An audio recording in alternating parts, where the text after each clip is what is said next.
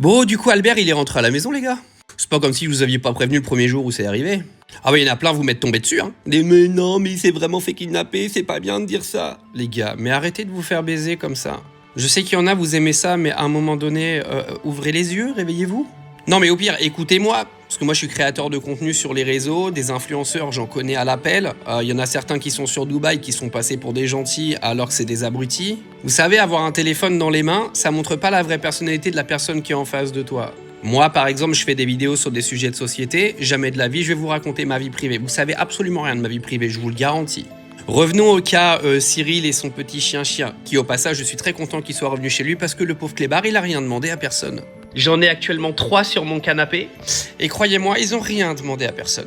Alors tous ceux qui sont tombés dans le panneau de Cyril et qui sont hyper adeptes de ces concepts de je me fous de votre gueule en vous racontant des histoires bidons, envoyez-lui un message et demandez-lui de vous donner un screen de ce qu'il vient de ramasser sur Snapchat avec cette histoire.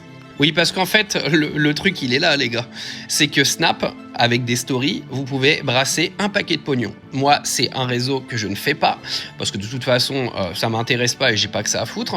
Mais les créateurs qui font la dose de maille sur Snap, honnêtement, ils ont grave raison. Mais après, chacun vit avec ses propres valeurs, comme on dit. Pour ceux qui avaient toujours pas compris les red flags, quand vous avez un gars qui se fait kidnapper son kleps, d'accord? Moi, j'en ai 3 là. J'ai les 2 à moi et j'ai celui de ma sœur. Je peux vous garantir que moi, j'ai mon petit blanc là, qui est là. Il y a une fois, il s'était barré de chez moi parce que j'ai le plombier qui est rentré chez moi alors que j'étais pas là, il a eu peur, il s'est barré. Je l'ai récupéré 8 heures plus tard dans une forêt. Est-ce que vous croyez une seconde qu'au bout de 5 minutes, j'aurais pris mon téléphone et j'aurais dit « Ils m'ont kidnappé mon chien! Ils m'ont kidnappé mon chien !» Non, je vous jure que quand vous avez votre clébard qui se barre de chez vous et que vous savez pas où il est, t'es tellement en panique que t'as absolument pas le réflexe de prendre ton téléphone pour aller en parler à des millions de personnes sur TikTok et Snapchat. Deuxièmement, le gyrophare qui tourne derrière, les gars, mise en scène totale, d'accord? Un gyrophare, tu l'achètes sur Amazon, ça c'est fait en 2-2. Troisièmement, le début de la première vidéo qui dure 3 plombes avec le mec qui est déjà en train de pleurer au moment où il allume la caméra. Ça veut dire qu'il s'est fait chialer avant d'allumer la caméra. Vous savez, il y a plein de façons de se faire pleurer, hein. Vous pouvez utiliser des oignons. Enfin, vous faites ce que vous voulez. Jouer le théâtre. Vous avez bien vu que quand il a récupéré son chien, le théâtre, c'était pas son fort. Encore une fois, moi, Cyril, les gars, moi, je le connais pas. J'ai rien contre lui. Par contre, prendre toute sa commu pour des cons comme ça, moi, je suis absolument pas fan. Derrière, le mec, il parle à un flic. J'ai jamais entendu un flic parler comme ça. Non, mais je vous jure. Oh, et puis on va même pas parler de la scène finale où il récupère son chien parce que je pense que vous l'avez tous vu et je pense que vous avez compris. Enfin, là, si vous avez pas compris, excusez-moi, je peux plus rien faire pour vous à un moment donné. Enfin, bref. Tout ça pour dire que le chien, il est revenu. Parfait. Le chien, il a rien, il lui a rien arrivé, il est en très bonne santé, il a été nourri, etc. C'est très très bien. Je suis content pour le petit toutou, qui est devenu une sorte de phénomène de foire, le pauvre chien. On lui fait bouffer de la merde toute l'année dans des vidéos, mais ça dérange personne, c'est pas grave.